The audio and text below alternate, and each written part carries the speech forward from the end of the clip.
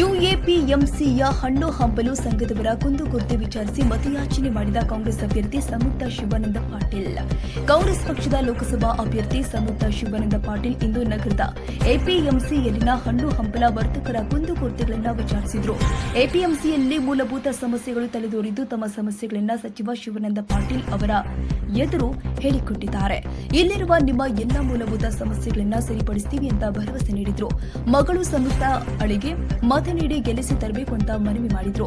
ನಂತರ ಮುಖಂಡರು ಆದ ಎಸ್ಆರ್ ಪಾಟೀಲ್, ಶಾಸಕ ಜಿಟಿ ಪಾಟೀಲ್, ಜಿಲ್ಲಾಧ್ಯಕ್ಷ ಎಸ್ಜಿ ನಂಜೇನಮಠ ಸಂಯುಕ್ತ ಪಾಟೀಲ್ ಪರ ಮಾತನಾಡಿ ಮತಯಾಚಿಸಿದ್ರು. ಇದೇ ಸಂದರ್ಭದಲ್ಲಿ ಅಭ್ಯರ್ಥಿ ಸಂಯುಕ್ತ ಶಿವಾನಂದ ಪಾಟೀಲ್, ಮಾಜಿ ಸಂಸದ ಅಜಯ್ ಕುಮಾರ್ ಸರನಾಯ್ಕ, ಸಂಯುಕ್ತ ಅವರ ತಂದೆ ಸಚಿವ ಶಿವಾನಂದ ಪಾಟೀಲ್, ಮಾಜಿ ಸಚಿವ ಎಸ್ ಪಾಟೀಲ್, ಶಾಸಕ ಜೆಟಿ ಪಾಟೀಲ್, ಎಚ್ವೈ ಮೇಟಿ, ಜಿಲ್ಲಾಧ್ಯಕ್ಷ ಎಸ್ಜಿ ನಂಜೇನಮಠ, ರುದ್ರಪ್ಪ ಲಮಾಣಿ, ಬಾಯಿ ಕಮಿಟಿ, ಕೆಪಿಸಿಸಿ ಅಲ್ಪಸಂಖ್ಯಾತ ಘಟಕದ ಅಧ್ಯಕ್ಷ ಮೆಹಬೂಬ್ ಸೌದಾಗರ್, ಮಲ್ಲು ಚರಂತಿಮಠ, ಕಂತಾ ಮೇಡಂ, ಸಂತೋಷ್ ಹುಕ್ರಾಣಿ, ಆರ್ಯಂ, ಭಾಗವನ, ಶಿಕಂದರ್ ಗುಳಸಂಗಿ ಸೇರಿ ಎಪಿಎಂಸಿಯ ಹಣ್ಣು ಹಂಪಲ ವರ್ತಕರ ಸಂಘದವರು ಹಾಜರಿದ್ದು ತಮ್ಮ ಸಂಪೂರ್ಣ ಬೆಂಬಲ ನೀಡುವುದಾಗಿ ಹೇಳಿದ್ದಾರೆ.